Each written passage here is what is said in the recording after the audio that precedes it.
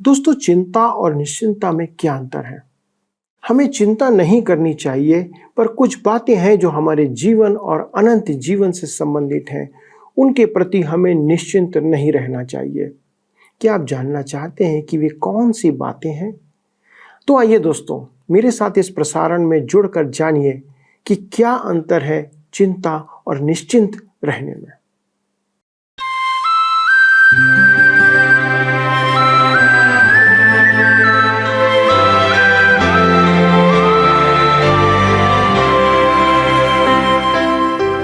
प्रिय मित्रों, आप सभी को हमारे परमेश्वर पिता और उसके पुत्र प्रभु यीशु मसीह के पवित्र और सामर्थ्य नाम में प्रेम भरा सलाम। दोस्तों, हम आपके सलामती की दुआ करते हैं और उम्मीद रखते हैं कि आप परमेश्वर के अनुग्रह से सुरक्षित और स्वस्थ हैं। मित्रों, मैं आपके फ़ोन और एसएमएस के लिए भी आपको धन्यवाद देना चाहता हूं, जो आप निरंतर हमारे प्रोत्साहन के लिए भेज रहे हैं, और यही निवेदन करता हूं कि आप इसे जारी रखें। दोस्तों, कुछ बातें वचन में ऐसी होती हैं जो हमें समझने में मुश्किल हो सकती है, तो उसके लिए आप हमसे फ़ोन पर संपर्क कर सकते हैं ताकि हमारे परामर्शदाता आपसे बातें करें और आपकी सहायता करें। मित्रों, आपको याद होगा कि हम आमोस की पुस्तक का अध्ययन कर रहे हैं, जो बाइबल की 30वीं पुस्तक है, और आज हम उसके 6वें अध्याय से अपना अध्ययन इस सत्यवचन कार्यक्रम में करेंगे तथा आप सभी का इस कार्यक्रम में स्वागत है। दोस्तों, आज आमोस उन लोगों के विषय में बातें करता है जो अपने जीवन में निश्चित रहते हैं। चिंता ना करना एक अच्छी बात है, पर अपने अनंत जीवन के प्रति निश्चिंत रहना दूसरी और गलत बात है। आज संसार के बहुत से मनुष्य ऐसा सोचते हैं, खाओ पियो, मौज मस्ती करो और अपना जीवन निश्चिंत होकर बिताओ। एक दिन तो मर जाना है, फिर उसके बाद कुछ नहीं होगा। इस्राएल के लोग भी ऐसा ही विचार रख रहे थे।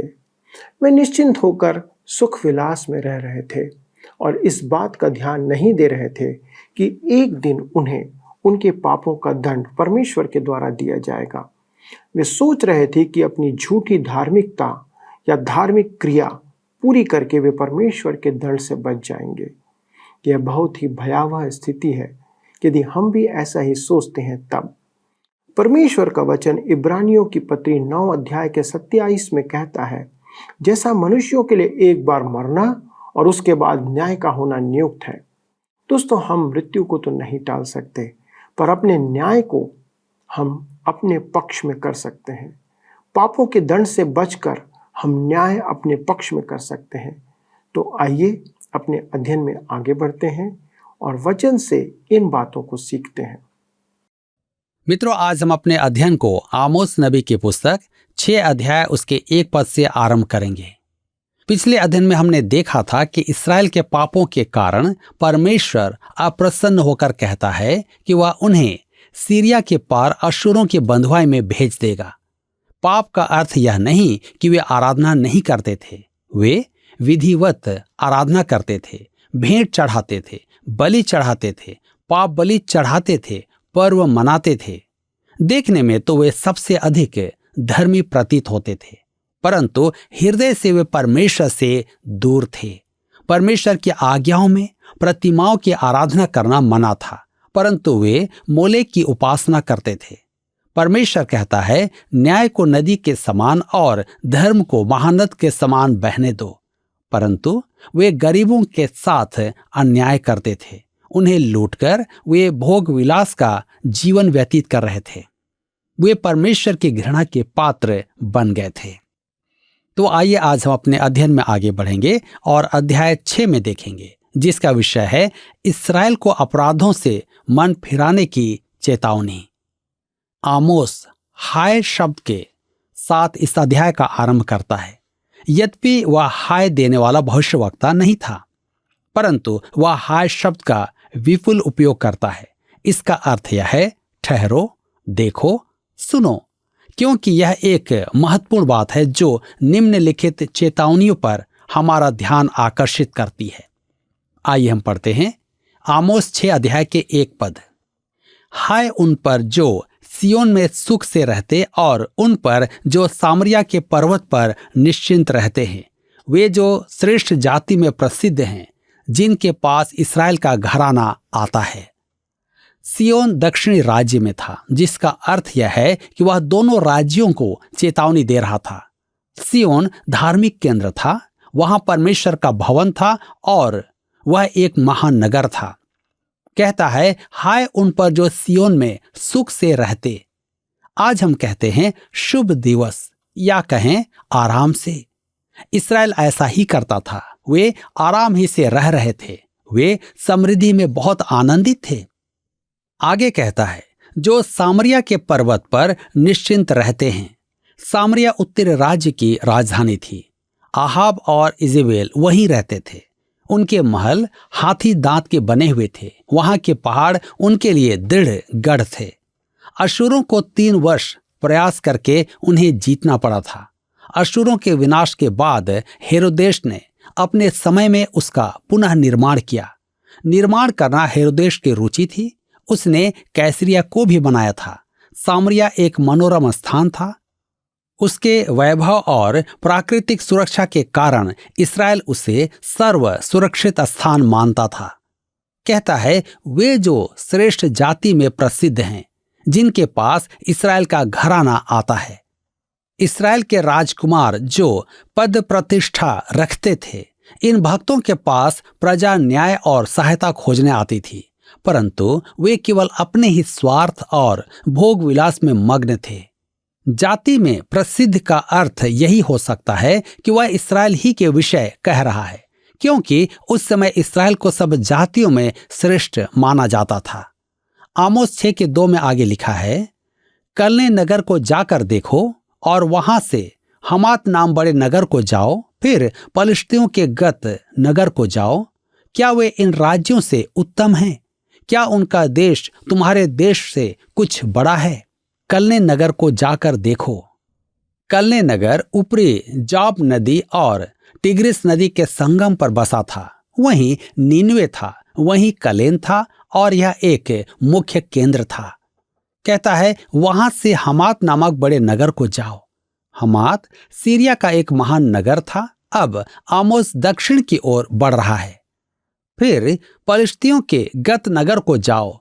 गत नगर पलिश्तियों के दक्षिण में एक मुख्य पलिश्ती नगर था। कहता है, क्या उनका देश तुम्हारे देश से कुछ बड़ा है? क्या वे इन राज्यों से उत्तम हैं? तुम अपने आप को उनसे बड़ा कैसे मान सकते हो? तुम्हारे पास उनसे कम कुछ नहीं, परंतु तुम्हारा उत्तरदायित्व उनसे बढ़कर है। वे अंधकार में वास करते हैं, परंतु तुम्हें तो परमेश्वर का प्रकाशन प्राप्त है। अब आमोस इस्राएल के 3 पापों का उल्लेख करता है, जिनके कारण उसका पतन हुआ। बेबीलोन, मिस्र, यूनान और रोम के पतन का कारण भी यही था। कहा जाता था कि बर्तानिया में या ब्रिटेन के राज्य में सूर्यास्त नहीं होता, परंतु आज वह स्वयं अस्त हो रहा है। इस्राएल के ये 3 मुख्य पाप हैं और इन पापों के कारण परमेश्वर किसी भी देश को दंड देगा। आइए हम पढ़ें आमोस 6:3 पद। लिखा है, तुम बुरे दिन को दूर कर देते और उपद्रव की गद्दी को निकट ले आते हो। इस्राएली कहते थे, हम जानते हैं कि परमेश्वर दंड देगा, परंतु अभी नहीं। हमें चिंता करने की आवश्यकता नहीं है। यशायाह ने जब हिजकिय्याह को आने वाले दंड की चेतावनी दी थी, तब उसका भी यही उत्तर था। उसने पूछा, क्या यह मेरे जीवन काल में होगी? हिजकिय्याह एक अच्छा राजा था, परंतु उसकी मानसिकता भी यही थी कि यदि उसके समय ऐसा नहीं होगा तो चिंता की कोई बात नहीं है। हमारी वर्तमान पीढ़ी और हमारे नाती पोतों को भी किसी भी राष्ट्र में ऋण की बड़ी समस्या से गुजरना पड़ता है। मुझे अपने बेटे की चिंता होती है कि कैसे वो अपना जीवन व्यतीत कर पाएगा, और अब मुझे अपने नाती पोतों की भी चिंता होती है। संसार बदल रहा है और वे कैसे अपना जीवन व्यतीत करेंगे। बुरे दिन भविष्य में दिखाई दे रहे हैं। किसी देश के पतन का कारण कौन से पाप हैं? पद 4 में पहला पाप दिया गया है। आमोस 6:4 पद में लिखा है, तुम हाथी दांत के पलंगों पर लेटते और अपने अपने बिछौने पर पांव फैलाए सोते हो।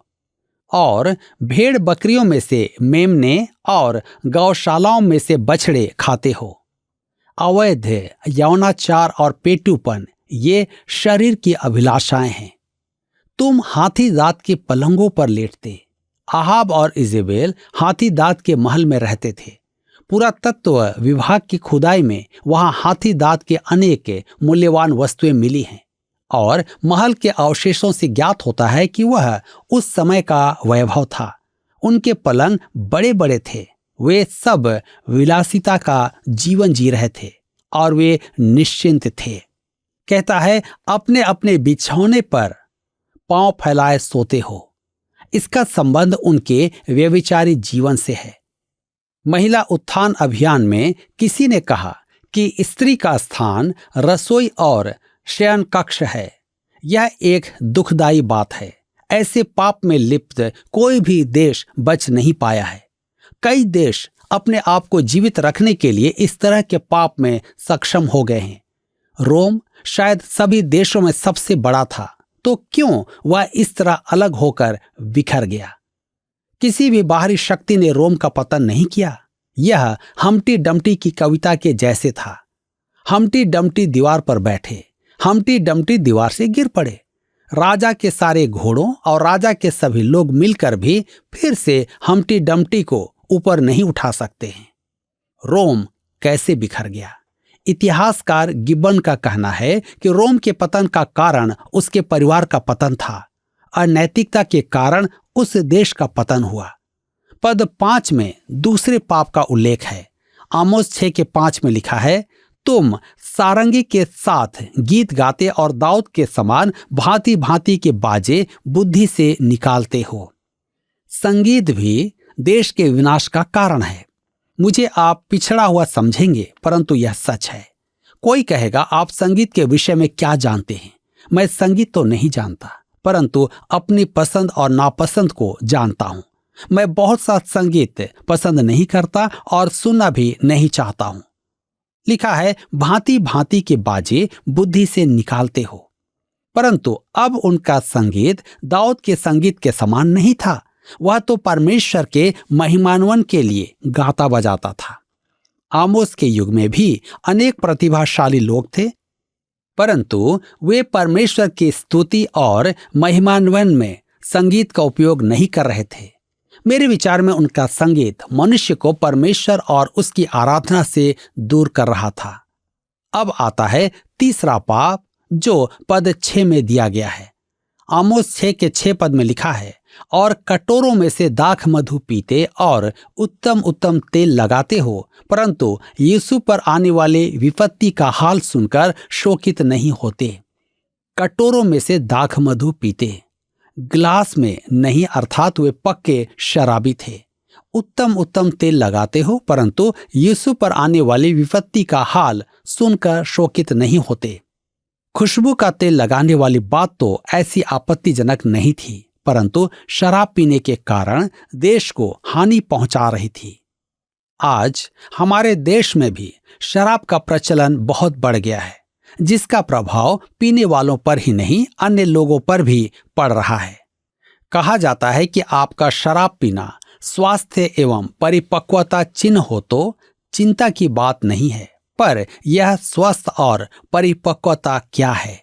एक शराबी ऐसी एक कविता कहता है, मैं पीता हूं, किसी को क्या मतलब, पड़ोसी क्या सोचे, कोई कितने ही नियम बनाए, मुझे चिंता नहीं, मैं कहता हूं मैं गिलास उठाऊंगा। मेरी आजादी कोई ना रोको, मेरा पीने का अधिकार है। इसका लेखक अज्ञात है। शरीर के पाप, अवैध यौनाचार और पेटूपन, अनुचित संगीत तथा शराब, ये 3 पाप मुख्य थे और इन्हीं पापों के कारण बड़े बड़े देश गिर चुके हैं। हम कहते हैं हम सभ्य हैं, हमारी नैतिकता ने नया रूप धारण किया है, हम दकियानुसी विचारों से मुक्त हो गए हैं, परंतु क्या हम अपने देश को संभाल पाएंगे? यह भविष्यवाणी आमोस ही के द्वारा की गई थी। इस्राएल ध्वंस किया गया और प्रजा अश्शूरों की बंधुआई में चली गई। पद 4 में यौनाचार और पेटूपन, पद 5 में संगीत और पद 6 में शराब। आज का प्रचलित विचार भी ऐसा ही है, परंतु यह जीवन नहीं है। खाओ पियो ऐश करो, परंतु यह जीवन नहीं है। अंत में पता चलता है कि यह सोने का घड़ा नहीं था, यह अंधी गली है।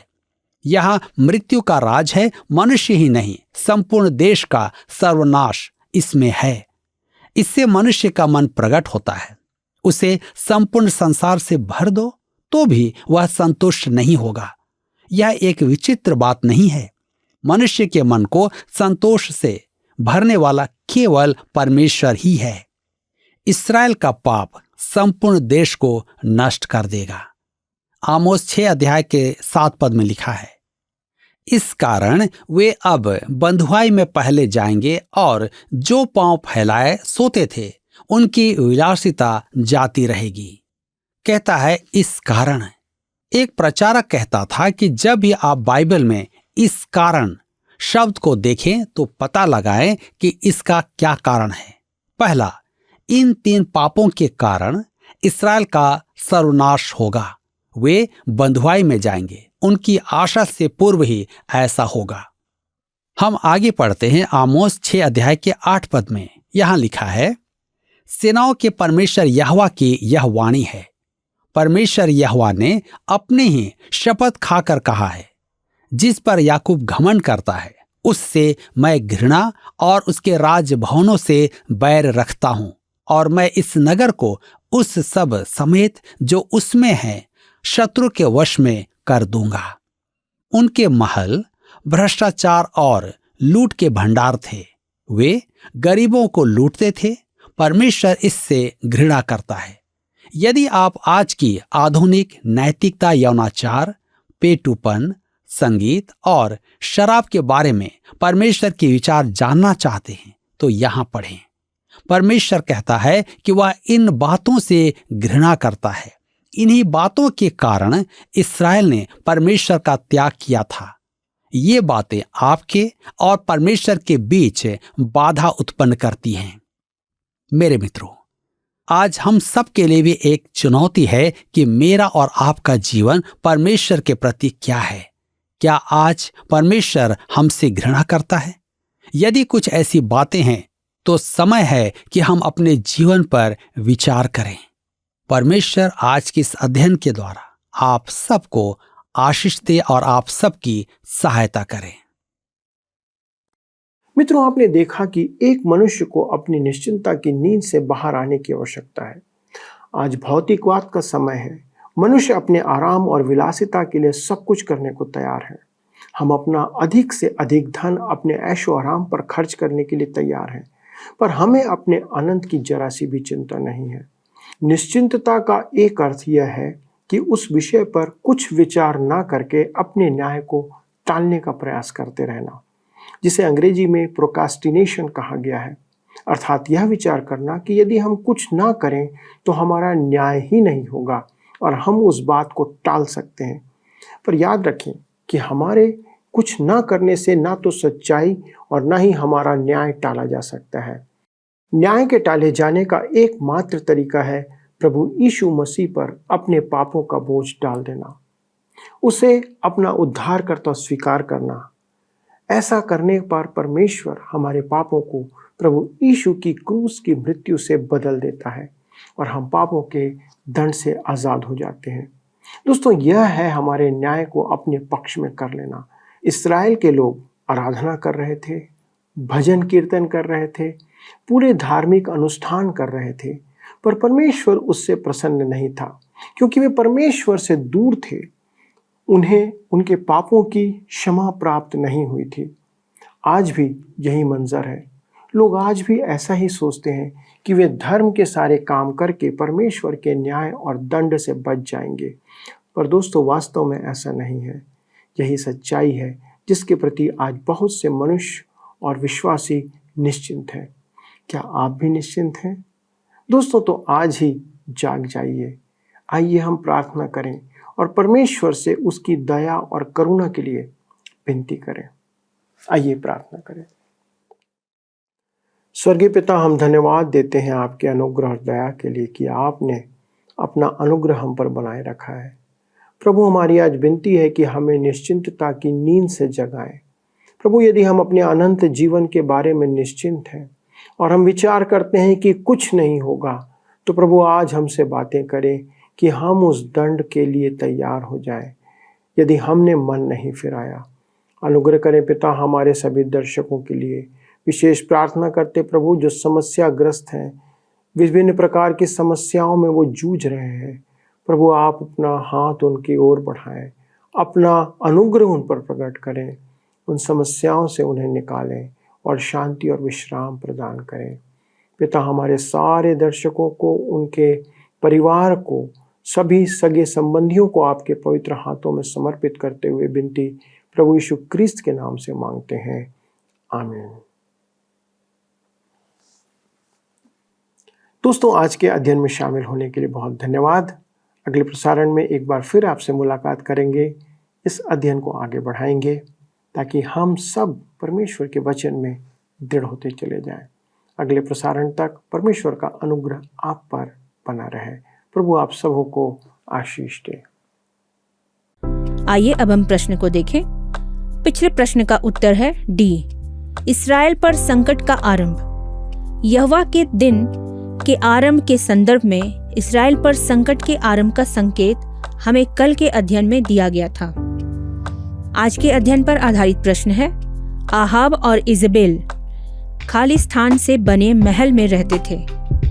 ए शीशम, बी हाथीदांत, सी संगमरमर, डी चांदी। मित्रों, इस प्रश्न का उत्तर हमें कल सुबह 6 बजे से पहले विकल्प ए, बी, सी या डी के साथ अपना नाम, पता, स्थान के साथ 9651433397 पर SMS या WhatsApp करें। क्या आपको यह कार्यक्रम पसंद आया? अभी हमें एक मिस कॉल करें और आप अगले विजेता हो सकते हैं।